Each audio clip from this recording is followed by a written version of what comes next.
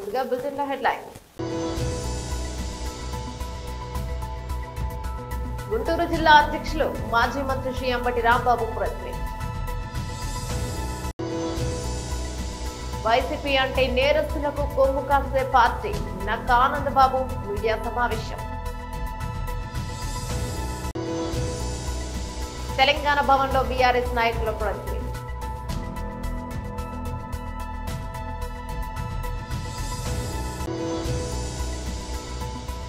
మీడియాతో మాట్లాడుతున్న ఎమ్మెల్సీ శ్రీ అంజిరెడ్డి.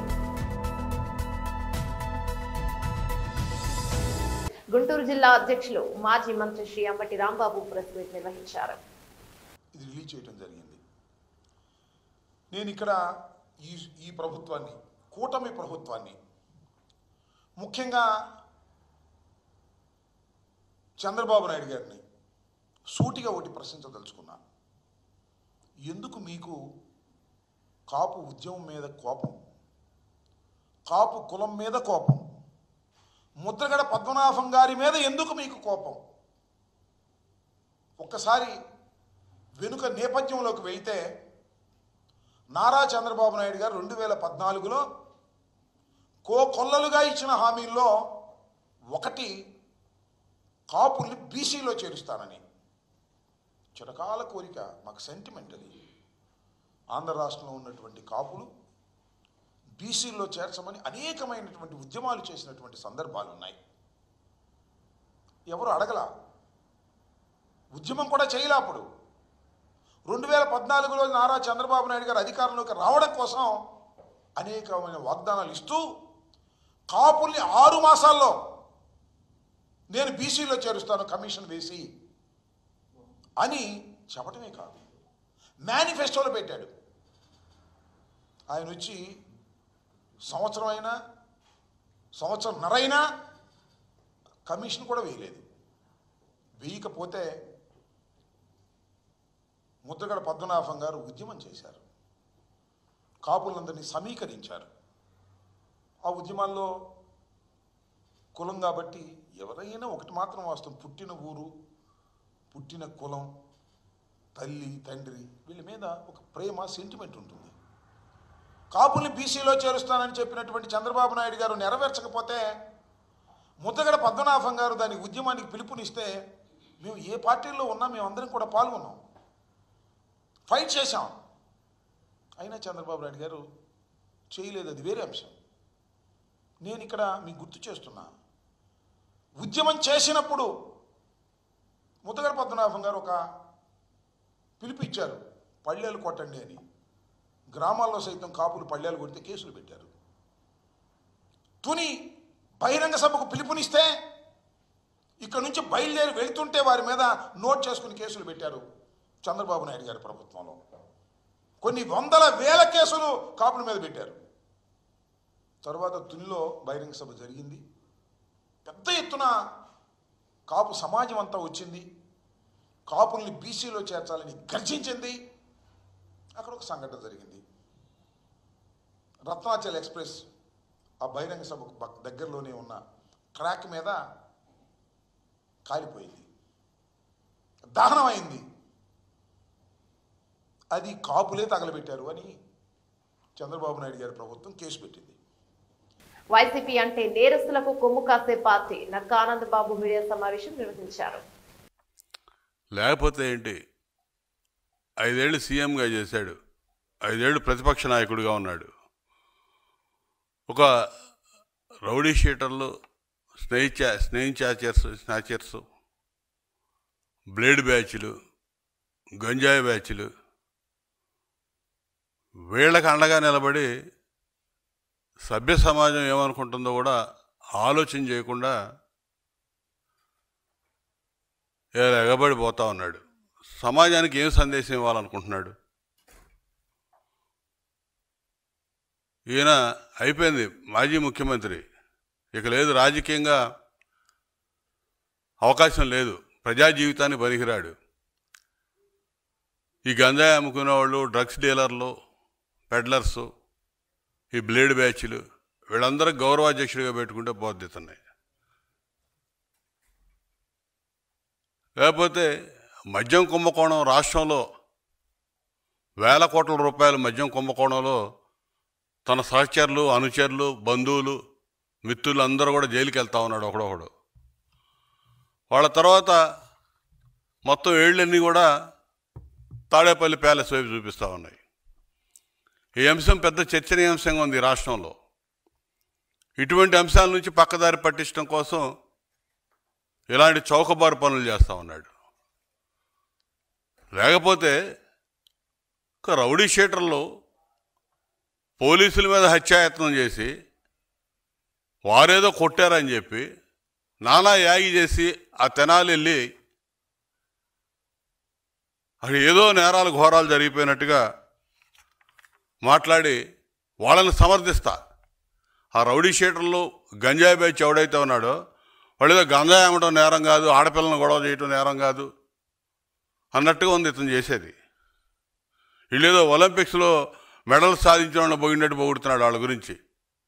ఆయన అది చదువుకున్నాడు, వాళ్ళ అక్క ఇది చదివింది, వాళ్ళ చెల్లి ఇది చదివిందని. చదువుకోవచ్చు కానీ సంస్కారం కావాలి, చదువు కాదు. వాళ్ళు చేస్తున్న పనులేంది? వాళ్ళు ఇచ్చిన కేసుల్లో వాళ్ళని పట్టుకెళ్ళిన మా ప్రభుత్వంలో కాదు, నీ ప్రభుత్వంలో జగన్ పాలనలో ప్రశ్నిస్తే నేరం అయిపోయింది. ప్రజలు స్వేచ్ఛగా మాట్లాడుకుంటున్నారు, స్వేచ్ఛగా ప్రశ్నిస్తున్నారు, స్వేచ్ఛగా తిరుగుతూ ఉన్నారు. ఈ ప్రభుత్వంలో నువ్వు సొంత చెల్లిని ప్రశ్నిస్తే బయటికి నెట్టింది నువ్వు. నీ లోపాలు ఎత్తి చూపినందుకు బాబాయిని నట్టనెలున నరికి చంపించింది నువ్వు. ప్రశ్నించక ముందే జైలుకి పంపింది నీ సహచరుడుగా ఉన్నటువంటి విజయసాయిరెడ్డిని నీ దగ్గర నుంచి ఎల్లగొట్టుకుంది నువ్వు. నువ్వు ప్రశ్నించడం నేరమని మా ప్రభుత్వంలో మాట్లాడతావు. ప్రజలకు తెలీదా? మంగళగిరి నుంచి తీసుకొచ్చారంట.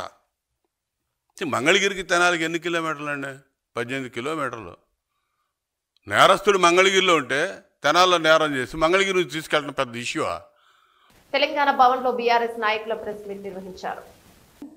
పోలేదు కానీ అందాల పోటీలలో మాత్రం ఆయన ఎంజాయ్ చేస్తూ ఆయన అనుచరులు, ఆయన కుటుంబ సభ్యులు, ఆయన మంత్రివర్గం, వాళ్ళ పార్టీ కార్యకర్తలు, గాంధీ భవన్లో ఉన్నటువంటి సామాన్య కార్యకర్తలు అందరూ కూడా పోయి ఎంజాయ్ చేసిరు.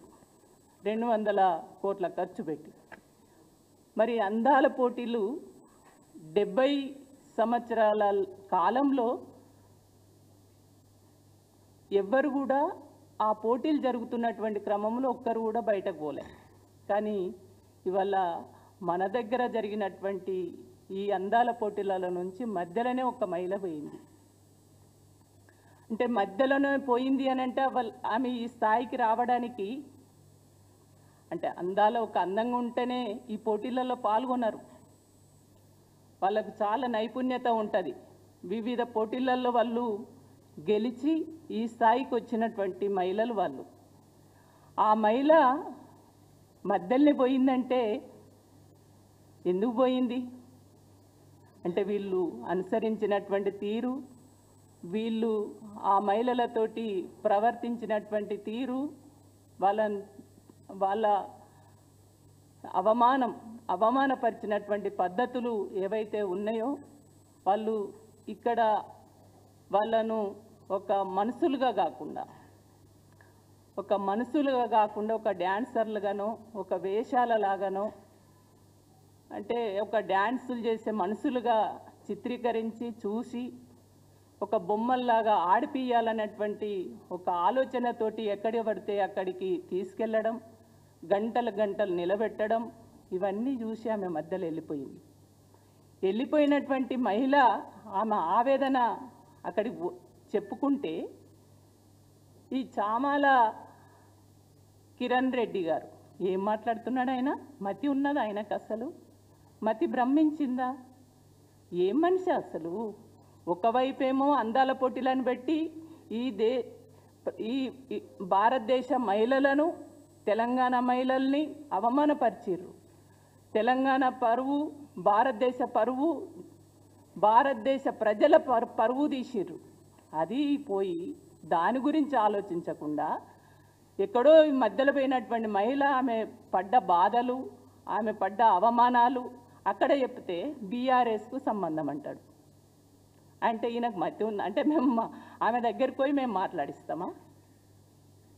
సిగ్గుండి మాట్లాడుతుండా? సిగ్గు లేకనా? మతి ఉండా? మతి లేక మాట్లాడుతున్నాడా? ఎంత ఆశ్చర్యం అంటే వాళ్ళు ఎంత ఘోరంగా ఉన్నదంటే ఒక మహిళ ఆమె మీడియాతో మాట్లాడుతున్న MLC Shri C Anjireddy Amrut scheme కింద ఎన్నైతే మున్సిపాలిటీస్ ఉన్నాయో మరి కార్పొరేషన్లు ఉన్నాయో ఈ అమౌంట్ ఇచ్చిన తర్వాత కూడా ఎక్కడ వర్కులు నతనాడుగా జరుగుతూ ఉన్నాయి. రాష్ట్ర ప్రభుత్వాన్ని నేను డిమాండ్ చేసేది ఒకటే ఏంటంటే ఇన్ని స్కీమ్స్కి అమౌంట్ వచ్చినా కానీ ఎక్కడ ఎస్టీపీ ప్లాంట్ కోసానికి ల్యాండ్ అలొకేషన్ లేదు, డంప్ యార్డ్ కోసానికి ల్యాండ్ అలొకేషన్ లేదు. ఎందుకంటే ఎప్పుడైతే ఎస్టీపీ ప్లాంటు ఎక్కడైతే ల్యాండ్ అలొకేషన్ చేస్తారో అక్కడ ఎస్టీపీ ప్లాంట్ కట్టడానికి ఆస్కారం ఉంటుంది. అక్కడ కట్టడానికి ఆస్కారం ఉన్నప్పుడు ఏదైతే కార్పొరేషన్ అయినా మున్సిపల్ కార్పొరేషన్ అయినా మున్సిపాలిటీలు అయినా గ్రావిటీతోని వాటర్ పోవడానికి ఆస్కారం ఉంటుంది. వీళ్ళు చేసే పనులు ఏమవుతున్నాయంటే ఇంతవరకు ఎక్కడ ఏ మున్సిపాలిటీల్లో ల్యాండ్ అలొకేషన్ చేయకపోవడం చాలా దారుణం. గత ప్రభుత్వం తీసుకుంటే ఏదైతే అమౌంట్ ఇచ్చారో ఫేజ్ 1 కింద 833 కోట్లు ఏదైతే ఇచ్చారో ఆ అమౌంట్ కూడా మిషన్ భగీరథకు బదిలీ చేసిన దాఖలాలు ఉన్నాయి. మేము ఇప్పుడు ఏంటంటే మీరు కొత్త మున్సిపాలిటీలు చేస్తూ ఉన్నారు. మరి మున్సిపాలిటీలు చేస్తూ ఉన్నప్పుడు మున్సిపాలిటీకి అవసరమైన సదుపాయాలు ఏమేమి కావాలి? ఈ అమృత్ స్కీమ్ కింద ఇంత అమౌంట్ వస్తూ ఉన్నది, ఇంత అమౌంట్ను కరెక్ట్ యూటిలైజేషన్ ఎందుకు చేస్తలేరు? దీనికి మిషన్ భగీరథ కింద ఈ పైప్ లైన్స్ ఏవైతే ఉన్నాయో జల్ జీవన్ కింద పైప్ లైన్స్ అయినా అండర్ గ్రౌండ్ పైప్ లైన్స్ అయినా ఎస్టీపీ ప్లాంట్స్ అయినా లేదా డంప్ యార్డ్లు అయినా ఈ డంప్ యార్డ్స్ కోసానికైనా ఇవన్నీ చేస్తే ఏమవుతుందంటే రాబోయే రోజుల్లో సీజన్ వ్యాధులు ఏదైతే ఉందో అది రాకుండా ఉండడానికి ఆస్కారం ఉంటుంది. వీళ్ళన్నీ ఏం చేస్తూ ఉన్నారంటే ఒకసారి ఓ నార్త్కి పోతుంది, ఒకటి ఈస్ట్కి పోతుంది, ఓ వెస్ట్కి పోతుంది. ఒక ఎస్టీపీ ప్లాంట్ కట్టిరనుకో ఎక్కడ ఏ మూలకైనా గ్రావిటీ ఆఫ్ వాటర్ అక్కడ పోతూ ఉంటుంది. ఆ వాటర్తో ట్రీట్మెంట్ చేస్తూ ఉంటాం. ఆ వాటర్తో చెట్లు పెంచడానికి ఆస్కారం ఉంటుంది. ఆ వాటర్తో పొల్యూషన్ తగ్గడానికి ఆస్కారం ఉంటుంది. ఆ వాటర్తో ఏదైతే ఇప్పుడు వ్యవసాయదారులు ఉన్నారో మందులు యూటిలైజ్ చేయకుండా దీంతో మనం యూటిలైజ్ చేయడానికి ఆస్కారం ఉంటుంది. అందరూ ప్రతి ఒక్కరు యూటిలైజేషన్ చేసుకొని యూటిలైజేషన్ సర్టిఫికేట్ ఇస్తే కనీసం యూటిలైజేషన్ సర్టిఫికేట్ ఇవ్వకుండా కూడా వీళ్ళు ఉన్నారు.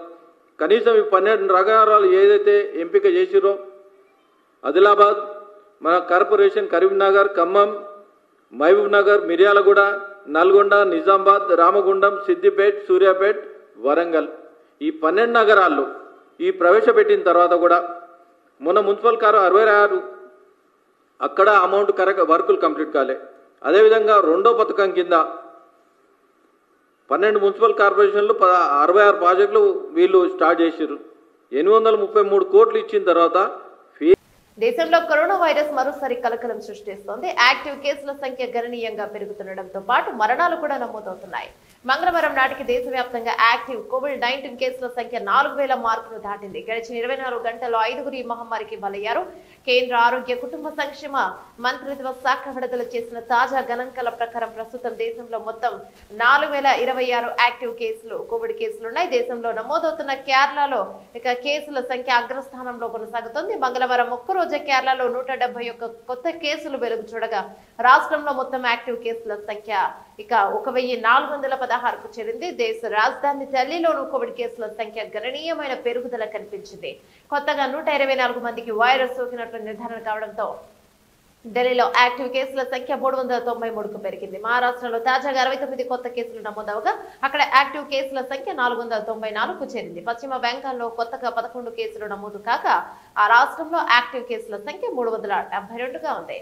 ఇక ఐసీఎంఆర్ వివరణ దేశంలో ముఖ్యంగా దక్షిణ పశ్చిమ భారత రాష్ట్రాల్లో కోవిడ్ కేసుల పెరుగుదలకు ఒమిక్రాన్ సబ్ వేరియంట్లే కారణమని Indian Council of Medical Research ICMR director general Rajiv Bahl సోమవారం ధృవీకరించారు.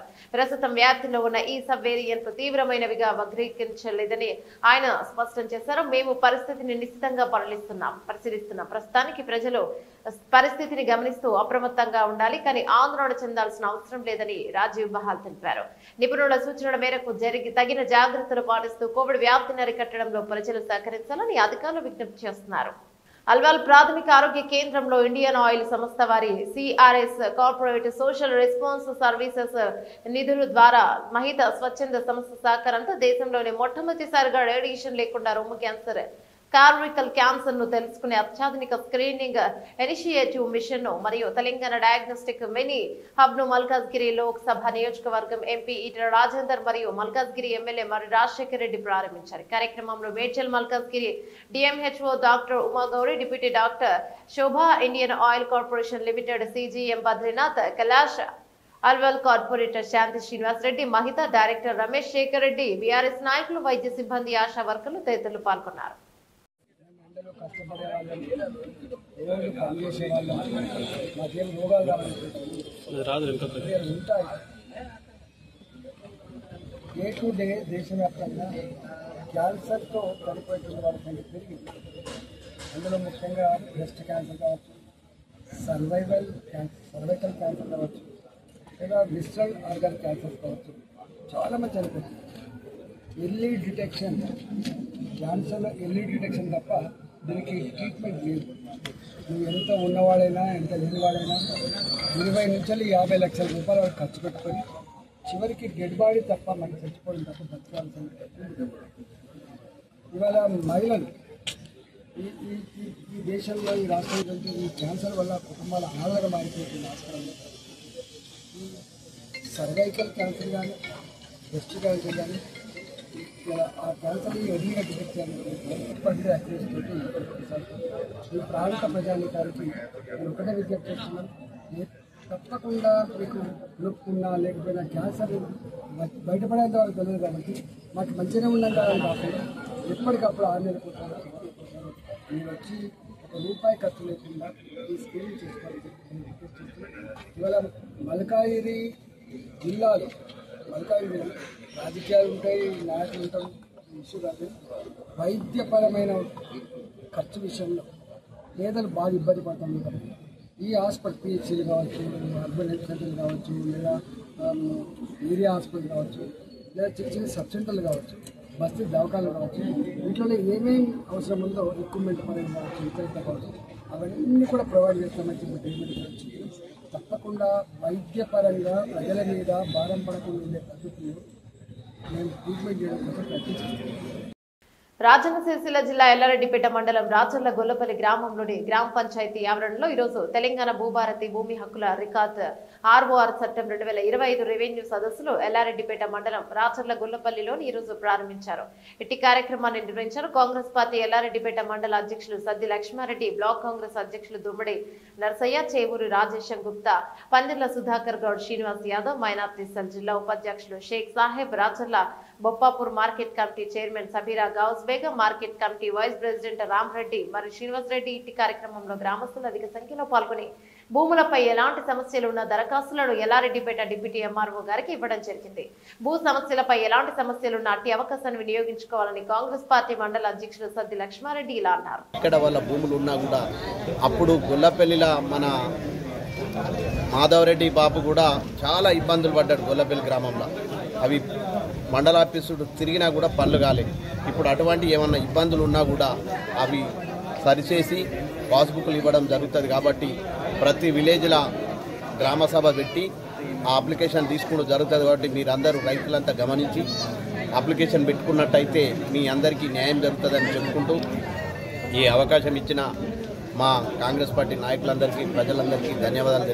కొన్ని భూములు కోర్టు వివాదంలో ఉన్న వాటిని ఎవరు పరిష్కరిస్తారు? కోర్టు భూములు కూడా అవి వాస్తవంగా ఏమన్నా ఉంటే అది కోర్టు ద్వారా పోవుడు అవసరం లేకుండా అవి కూడా ఇక్కడనే సెట్ చేయడం జరుగుతుంది. మొన్న కూడా కలెక్టర్ గారు కూడా చెప్పిండు. అవి ఎందుకంటే వీళ్ళతో కాక మీరు కోర్టు కోరని చెప్తే వీళ్ళు కోర్టుకు వెళ్ళిండ్రు. కానీ ఇప్పుడు అటువంటి అవకాశాలు ఏం లేవు. అవి ఇక్కడ కాకుండా ఎంఆర్ఓ దగ్గర కాకుంటే ఆర్డీఓ దగ్గర కాకుంటే కలెక్టర్ దగ్గర కాకుంటే మనకి ఇంకొక కమిషనర్ దగ్గర అవకాశం కూడా ఇచ్చిండ్రు. ఈ వీళ్ళ దగ్గర ఎట్టి పరిస్థితుల్లో మనకు ఒక 2 నెలల కంప్లీట్ చేసి పాస్బుక్ ఇవ్వడం జరుగుతుంది. ఇప్పుడు కొంతమంది వచ్చారు, కొంతమంది వస్తే కోర్టు వివాదంలో ఉన్న జాగాలు మా ద్వారా కాదు కోర్టు ద్వారానే చూసుకోవాలని చెప్పేసి అని అట్లాంటి ఏమైనా బాగా లిటికేషన్ ఉన్నాయి మాత్రము కోర్టు ద్వారా, కానీ మిగతాయి మామూలు అన్నీ నువ్వు వట్టిగా వాళ్ళు వీళ్ళు పెట్టుకున్న వివాదాలు ఉంటే మాత్రం చేసి పారేస్తారు. అది ఏం చేస్తారంటే నీ పేరు మీద ఉండి నాకు రాలేదు అంటే వాస్తవంగా ఆ విలేజ్ పోతారు, విలేజ్లో ఎంక్వైరీ చేస్తారు, ఓ 4 పెద్ద మనుషులను తీసుకుంటారు, వాళ్ళ ద్వారా వాగ్మూలాలు తీసుకొని దాన్ని స్టడీ చేసి పంపేయడం జరుగుతుంది. అప్పుడు మీకు పట్టాలు ఇస్తారు వాళ్ళకి. గత 10 సంవత్సరాల నుండి గత ప్రభుత్వం ధరణి చట్టం తీసుకొని వచ్చి చాలా ఇబ్బందికరమైనటువంటి పరిస్థితి రైతులకు ఉండేటువంటివి. ఇప్పుడున్నటువంటి రైతుల ఇబ్బందులన్నీ కూడా ఈ ప్రభుత్వం తీర్చాలనేటువంటి ఉద్దేశం కొద్దీ ధరణిని పక్కకు జరిపి భూభారతి అనేటువంటి చట్టాన్ని ఈరోజు తీసుకురావడం జరిగింది. ఈ భూభారతి చట్టం లోపల తహసీల్దార్లకు కానీ ఆర్డీఓలకు కానీ జిల్లా కలెక్టర్లకు పూర్తి స్థాయి లోపల అధికారం ఇచ్చి ఏ రైతుకు ఎక్కడ సమస్య లేకుండా రైతుకు భూమి అంటే ఒక విలువ, ఒక ఎకరం భూమి ఉన్నది అని అంటే ఒక ఆత్మగౌరవం రైతుకు. అటువంటి రైతులు గత 10 సంవత్సరాల నుండి కనీసం పేరు తప్పుపడ్డ మార్చలేనటువంటి పరిస్థితి ఉండేటువంటిది. ఆ పేరు మార్పు కూడా ఈరోజు తహసీల్దార్ ఆధ్వర్యం లోపలనే జరగడానికి ఈరోజు వీలున్నది. కొంతమంది సాదా బైనామాల మీద చేసుకున్నటువంటి భూములు చాలా కాలం నుంచి తెల్ల కాగితాల మీద కానీ నోటరీల మీద కానీ భూములు రాసుకొని ఉండేటువంటి వాళ్ళకు కూడా ఈరోజు అవకాశం కల్పించింది ప్రభుత్వం. మరి గతం లోపల చాలా భూములు నా పేరు మీద ఉన్నటువంటి భూమి. బులెటిన్ ముగించే ముందు హెడ్లైన్స్ మరోసారి. గుంటూరు జిల్లా అధ్యక్షులు మాజీ మంత్రి Shri Ambati Rambabu press meet. YCP అంటే నేరస్తులకు కొమ్ము కాసే పార్టీ నక్క ఆనందబాబు మీడియా సమావేశం. తెలంగాణ భవన్లో బీఆర్ఎస్ నాయకుల ప్రెస్ మీట్.